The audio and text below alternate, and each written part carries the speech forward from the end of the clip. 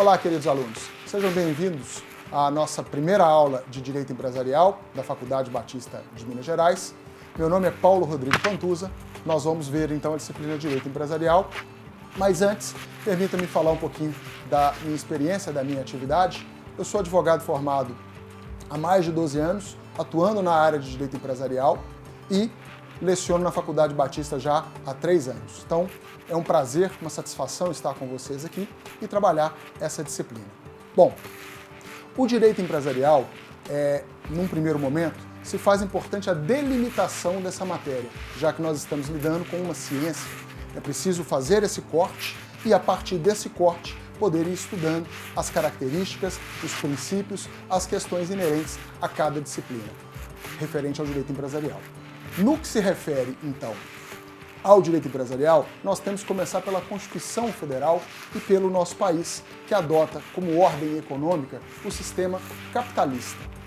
Não vou entrar em detalhes se o sistema capitalista é bom, se o sistema capitalista é ruim. Fato é que a República Federativa do Brasil, país em que eu e vocês moramos, adota o sistema capitalista. E esse sistema capitalista, ele é muito claro a sua descrição na Constituição Federal, na medida em que lá se encontram elencados a propriedade privada, a proteção à liberdade de atividade, ou seja, há uma ausência de intervenção estatal, ocorrendo, consequentemente, uma liberdade nessas relações. Sendo assim, então, o direito empresarial ele é regulado em algumas partes pelo direito como um todo e pela Constituição Federal, embora sofra algum regramento específico. Nesse sentido, então, nós temos que entender que a empresa ou a atividade privada, ela é responsável pelas grandes movimentações, não só de recursos, como absorção de mão de obra para o nosso país. Nesse sentido, então, nós não temos como o próprio Estado absorver essa mão de obra de trabalhadores que existem e, consequentemente, abrir mão do recolhimento de tributos. Nesse sentido, então, quem vai exercer um papel importantíssimo nesses dois segmentos, geração de empregos, recolhimentos de tributos, vai ser a empresa. E aí é que vem o nosso estudo. E aí vem a importância do nosso estudo, não só para a área do direito, para os advogados, como para os futuros contadores e futuros administradores de empresa. Por quê? Porque a empresa vai ser o cerne, vai ser o centro de toda essa atividade. E, obviamente, como ciência, nós vamos ter que delimitar a sua área de atuação, o seu campo de atuação. Por quê? A empresa hoje ela é entendida não como um ambiente estático, não como um ambiente isolado. Ela existe na medida em que vai ter uma correlação com a sociedade. E aí nós temos, muito em virtude da Constituição Federal também, nós temos a função social da empresa, ou seja, essa empresa ela é obrigada a exercer uma função social. Temos que ter também uma conscientização da função social da propriedade e função social dos contratos. Ou seja, nesse tocante, a função dentro da sociedade exercida através dos contratos, através da empresa e através da propriedade, devem ser exercidas de forma não só a beneficiar o proprietário, mas de forma a beneficiar a coletividade.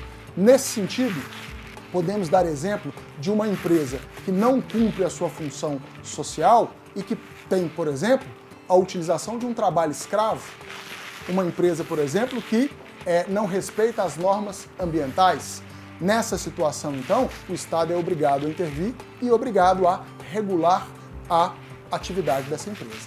Em algumas outras, vigora, então, a liberdade plena no que se refere ao próprio exercício da atividade empresarial.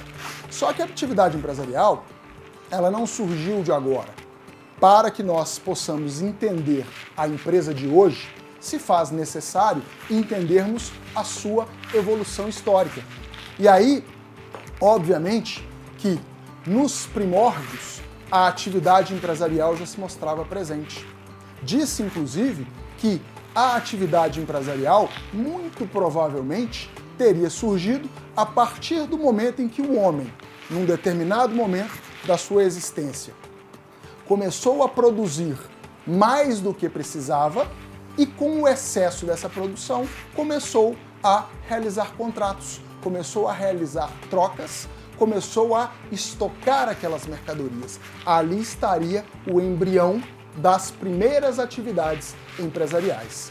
Nesse ponto, então, se faz importante fazer a diferenciação entre as primeiras atividades empresariais desenvolvidas lá atrás, nos primórdios, quando o homem negociava o que excedia da sua produção, para a atividade empresarial nos dias de hoje. Obviamente há uma evolução.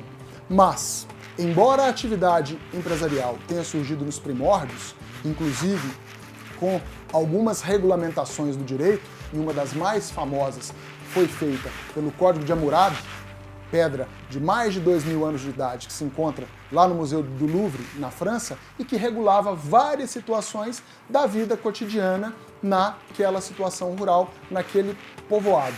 Sendo assim, esse foi o primeiro ponto a ser regulado pelo direito, a primeira norma, digamos assim, a regular a atividade empresarial. Mas, para o nosso caso, o que vai interessar é que, num primeiro momento, a atividade empresarial teve um grande desenvolvimento, e aí nós chamamos de período subjetivo, na Idade Média, nas cidades italianas. Por quê? A situação da Europa, particularmente na Idade Média, era uma situação complicada. Por quê? Havia um fechamento do mar Mediterrâneo, ou seja, não era possível a passagem, não era possível a navegação, não era possível a comercialização no mar, devido a estar impossibilitado com a tomada pelos muçulmanos, e toda a atividade mercantil era feita através da terra, era feita através de transportes terrestres. Sendo assim, houve uma grande evolução do comércio em algumas cidades específicas, as famosas feiras das cidades italianas. E aqui eu posso destacar para vocês grandes feiras que ocorriam na cidade de Milão, Veneza, Gênova e Amalfi, já na costa italiana, e que serviram para que essa pessoa que produzia pudesse trocar o seu excesso para com outros comerciantes. Surgia aí, então, as cidades italianas fortificadas, devido ao dinheiro, devido ao comércio, e a partir desse momento, dessa consolidação econômica, surgiu então os estatutos das cidades medievais italianas. E aí nós podemos falar que esses primeiros estatutos foram o que houve de primórdio, houve de primeira legislação sobre o direito comercial. Nele, então, era importante tutelar, proteger a figura do comerciante. Sendo, então, protegido o comerciante, todos aqueles que exerciam ou que faziam da mercancia a sua atividade principal eram protegidos por aqueles estatutos.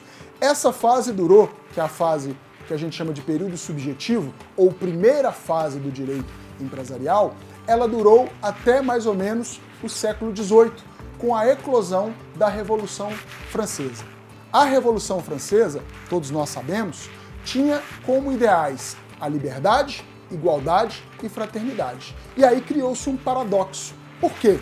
Como falar em liberdade se existe um determinado ramo do direito específico, no nosso caso, direito empresarial, criado, utilizado para proteger apenas uma classe, que era a classe do comerciante. Então esse período subjetivo durou até a Revolução Francesa e pós-Revolução Francesa caiu-se em desuso, sendo implementado a teoria objetiva.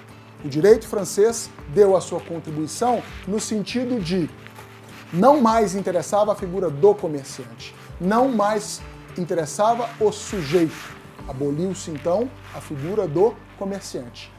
Quem se valeria das normas comerciais, quem estaria protegido pelo direito empresarial, seria aquelas pessoas que praticassem atos objetivos do comércio. Criou-se então a teoria dos atos do comércio do direito francês. Nessa teoria, com base inclusive nos ideais da Revolução Francesa, importava era o ato praticado era um ato de comércio ou não. Se estivesse o ato dentro de um elenco prévio, de um rol previsto, se esse ato então estivesse elencado lá, ele era enquadrado como ato comercial, consequentemente ele se valeria da proteção do direito comercial. Nesse sentido, então, vigorou-se essa fase do direito objetivo até a terceira e última fase, que nós chamamos de fase subjetiva moderna. Voltamos para a Itália de novo, mais ou menos em 1942, com a promulgação do Código Civil italiano. E aí, qual foi essa segunda contribuição italiana?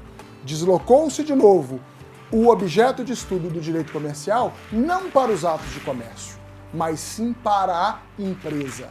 Ou seja, nós não falamos mais em figura do comerciante, período subjetivo, não falamos mais em atos de comércio, período objetivo, e sim falamos agora da empresa, teoria da empresa. E essa teoria foi muito importante, embora tenha ocorrido lá na Itália. Muitos de vocês podem se perguntar, mas onde entra o direito brasileiro? O Código Civil Italiano de 1942 influenciou diretamente o Código Civil Brasileiro, promulgado em 2002. E, nesse sentido, então, o direito brasileiro, a partir de 2002, adotou a teoria da empresa. Nós, então, temos como objeto de estudo do direito empresarial, consequentemente, a empresa.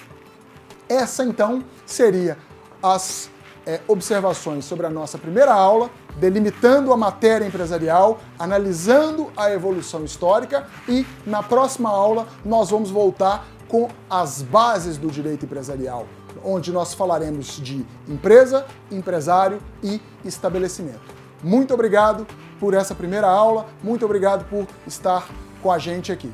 Até a próxima!